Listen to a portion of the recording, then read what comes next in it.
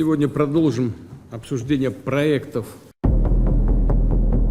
বিশ্বের অন্যতম পরাশক্তি রাশিয়া যখন ইউরোপকে ক্রমাগত পরমাণু হামলার হুমকি দিচ্ছে, ঠিক তখনই আরেক পরাশক্তি ও তাদের রক্ষক যুক্তরাষ্ট্র পশ্চিমাদের খণ্ড খণ্ড করার পরিকল্পনা হাতে নিয়েছে। গেল শনিবার ট্রাম্প বলেছেন, তার গ্রিনল্যান্ড দখলের দাবির বিরোধিতা করলে তিনি ইউরোপীয় দেশগুলোর উপর শুল্ক আরোপের হুমকি শতভাগ বাস্তবায়ন করবেন। But Denmark has spent no money, they have no military. ট্রাম্পের এই হুঁশিয়ারির পর গ্রিনল্যান্ডের সার্বভৌমত্ব রক্ষায় একজোট হয়েছে ইউরোপের দেশগুলো। এ বিষয়ে ডেনমার্কের পররাষ্ট্রমন্ত্রী লার্স লোকে রাসমুসের বলেন, হুমকি দিয়ে যুক্তরাষ্ট্র ডেনমার্কের অধীনে থাকা স্বায়ত্তশাসিত অঞ্চল গ্রিনল্যান্ডের মালিক হতে পারবে না। একই সুরে কথা বলেছেন ইয়েভেট কুপার। তিনি বলেন, গ্রিনল্যান্ডের ভবিষ্যৎ নির্ধারণ করার অধিকার গ্রিনল্যান্ডবাসী এবং ডেনমার্কের হাতে, যুক্তরাষ্ট্রের নয়। তবুও থেমে থাকেননি ট্রাম্প। গ্রিনল্যান্ড দখল করার জন্য প্রয়োজনে তিনি সামরিক শক্তি ব্যবহারের ইঙ্গিতও দিয়েছেন। ট্রাম্পের এই হুমকির পর ওয়াশিংটনের সঙ্গে ইউরোপের অনেক চুক্তি হুমকির মুখে পড়েছে।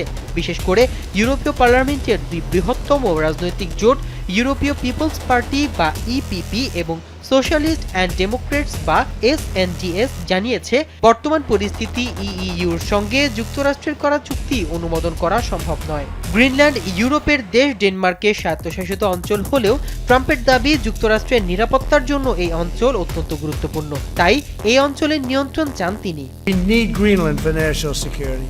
বিশ্লেষকরা বলছেন, ট্রাম্পের এই নতুন হুমকি একজন বেপরোয়া নেতার যুক্তি জয়ের চেষ্টা, যিনি কখনো মিত্র আবার কখনো বা প্রতিদ্বন্দ্বী হিসেবে আবির্ভূত হচ্ছেন। নিজের প্রিয় অস্ত্র ব্যবহার করে তিনি একদিকে ইউরোপকে বিভক্ত করতে চাইছেন, অন্যদিকে গ্রিনল্যান্ড দখলের উচ্চাকাঙ্ক্ষায় ইউরোপের বাধাকে গুড়িয়ে দিতে চাইছেন।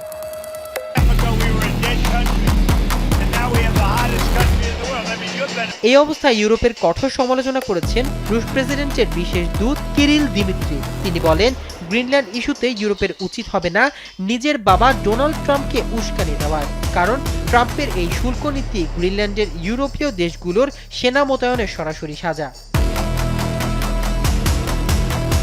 ইউরোপকে ব্যঙ্গ করে তিনি বলেন, গ্রিনল্যান্ডে পাঠানো ইউরোপের প্রতিটি সেনার জন্য ট্রাম্প প্রায় 1% করে শুল্ক আরোপ করেছে। তিনি ইউরোপীয় দেশগুলোর এই কর্মকাণ্ডকে একটি বিপজ্জনক খেলা হিসেবে অভিহিত করছেন। দিমিত্রিভের মতে, ট্রাম্প প্রশাসন ইউরোপকে এটা বুঝিয়ে দিচ্ছে যে মার্কিন স্বার্থের বাইরে গিয়ে কোনো পদক্ষেপ নিলে তার চড়া মূল্য দিতে হবে। রাশিয়ার এই উচ্চপদস্থ কর্মকর্তার এমন মন্তব্য মূলত ট্রান্স আটলান্টিক বা যুক্তরাষ্ট্র ইউরোপ সম্পর্কের ফাটলকে আরও উস্কে দেওয়ার চেষ্টা হিসেবে দেখছেন বিশ্লেষকরা। ট্রাম্পের এই আকস্মিক সিদ্ধান্তে ইউরোপের প্রধান অর্থনৈতিক দেশগুলো বড় ধরনের বাণিজ্যিক ক্ষতির মুখে পড়বে বলে আশঙ্কা করা হচ্ছে। মাহমুদুর রহমান সিয়াম, কালবেলা।